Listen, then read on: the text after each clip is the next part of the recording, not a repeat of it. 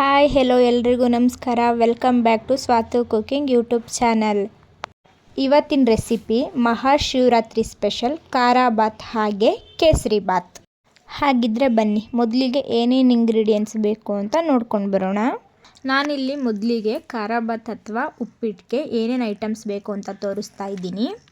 2 ಈರುಳ್ಳಿ, ಹಾಗೆ 1 ಚಿಕ್ಕ ಟೊಮೊಟೊ, ಹಾಗೆ 5 ರಿಂದ 6 ಹಸಿರು ಮೆಣಸಿನಕಾಯಿ, ಸ್ವಲ್ಪ ಕಾಯಿ ತುರಿ, ಸ್ವಲ್ಪ ಕರಿಬೇವಿನ ಸೊಪ್ಪು, ಹಾಗೆ ಸ್ವಲ್ಪ ಕೊತ್ತಂಬರಿ ಸೊಪ್ಪು.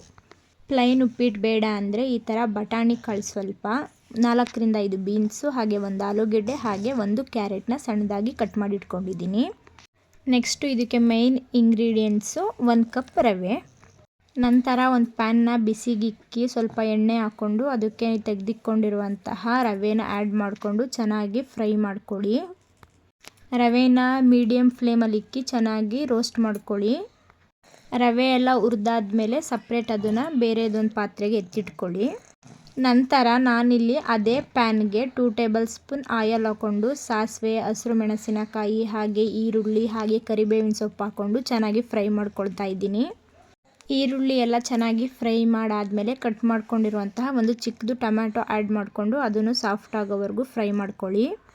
ಟೊಮೊಟೊ ಎಲ್ಲ ಫ್ರೈ ಆದಮೇಲೆ ನಾನಿಲ್ಲಿ ಮೊದಲೇ ತರಕಾರಿನ ನೀರಲ್ಲಿ 50% ಉಪ್ಪಾಕಿ ಬೇಯಿಸ್ಕೊಂಡಿದ್ದೆ.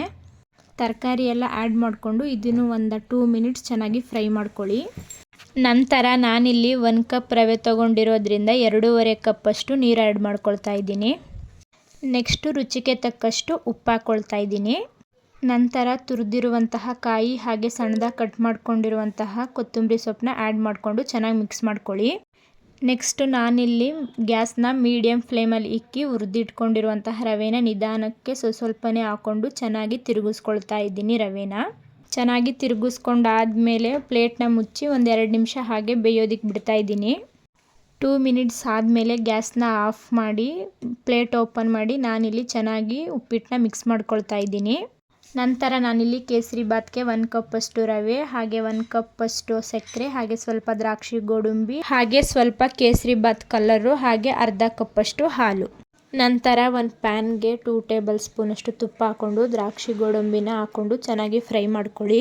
ನಂತರ ದ್ರಾಕ್ಷಿ ಗೋಡಂಬಿ ಎಲ್ಲ ಚೆನ್ನಾಗಿ ಫ್ರೈ ಆದಮೇಲೆ ಒಂದು ಪ್ಲೇಟ್ಗೆ ಎತ್ತಿಟ್ಕೊಳ್ಳಿ. ನಾನಿಲ್ಲಿ ಅದೇ ಪ್ಯಾನ್ಗೆ 1 ಕಪ್ಪಷ್ಟು ರವೆನ ಆ್ಯಡ್ ಮಾಡಿಕೊಂಡು ಅದನ್ನು ಚೆನ್ನಾಗಿ ಹುರ್ಕೊಳ್ತಾ ಇದ್ದೀನಿ.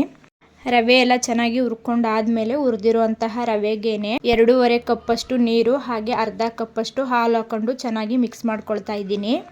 ಚೆನ್ನಾಗಿ ಮಿಕ್ಸ್ ಮಾಡ್ಕೊಂಡು ಆದಮೇಲೆ ನಾನಿಲ್ಲಿ ಒಂದು ಸ್ವಲ್ಪ ಕೇಸರಿ ಕಲರ್ನ ಆ್ಯಡ್ ಮಾಡಿಕೊಂಡು ಚೆನ್ನಾಗಿ ಮಿಕ್ಸ್ ಮಾಡ್ಕೊಳ್ತಾ ಇದ್ದೀನಿ. ನಂತರ ನಾನಿಲ್ಲಿ 2 ಲವಂಗ ಆ್ಯಡ್ ಮಾಡ್ಕೊಳ್ತಾ ಇದ್ದೀನಿ. ಜಾಸ್ತಿ ಹಾಕೋಬೇಡಿ, 2 ಸಾಕು. ಹಾಗೆ ಸ್ವಲ್ಪ ಏಲಕ್ಕಿ ಪುಡಿ, ಹಾಗೆ 1 ಕಪ್ಪಷ್ಟು ಶುಗರ್ನ ಆ್ಯಡ್ ಮಾಡಿಕೊಂಡು ಚೆನ್ನಾಗಿ ಮಿಕ್ಸ್ ಮಾಡ್ಕೊಳ್ಳಿ. ಸಕ್ಕರೆ ಎಲ್ಲ ಚೆನ್ನಾಗಿ ಮಿಕ್ಸ್ ಮಾಡ್ಕೊಂಡಾದಮೇಲೆ ಲಾಸ್ಟಲ್ಲಿ ಫ್ರೈ ಮಾಡಿ ಇಟ್ಕೊಂಡಿರುವಂತಹ ಗೋಡಂಬಿ ಹಾಗೆ ಒಣದ್ರಾಕ್ಷಿ ಹಾಕ್ಕೊಂಡು ಇವಾಗ ಚೆನ್ನಾಗಿ ಮಿಕ್ಸ್ ಮಾಡ್ಕೊಳ್ಳಿ. ಈ ಥರ ಉಪ್ಪಿಟ್ಟು ಕೇಸರಿ ಬಾತ್ನ ಯಾವುದಾದ್ರೂ ಹಬ್ಬಗಳಲ್ಲಾಗ್ಬೋದು ಅಥವಾ ಸಂಡೇ ಸ್ಪೆಷಲ್ ಬೆಳಗ್ಗಿನ ತಿಂಡಿಗಳಿಗಾಗ್ಬೋದು ಅಥವಾ ಯಾವುದಾದ್ರೂ ಚಿಕ್ಕ ಪಾರ್ಟಿಗಳಿಗಾದರೂ ಆಗಬಹುದು. ಈ ಥರ ಒಂದು ಡಿಶ್ ಇದ್ದರೆ ಸೂಪರ್ ಆಗಿರುತ್ತೆ. ಇನ್ನು ಅತಿ ಹೆಚ್ಚು ರೆಸಿಪೀಸ್ಗಳಿಗೋಸ್ಕರ ಸ್ವಾತು ಕುಕಿಂಗ್ ಯೂಟ್ಯೂಬ್ ಚಾನಲ್ನ ಸಬ್ಸ್ಕ್ರೈಬ್ ಮಾಡ್ಕೊಳ್ಳಿ. ಹಾಗೆ ಲೈಕ್ ಮಾಡಿ, ಶೇರ್ ಮಾಡಿ, ಕಮೆಂಟ್ಸ್ ಮಾಡಿ, ಪಕ್ಕದಲ್ಲಿ ಕಾಣ್ತಿರುವಂತಹ ಬೆಲ್ ಐಕಾನ್ ಬಟನ್ನ ಕ್ಲಿಕ್ ಮಾಡಿ.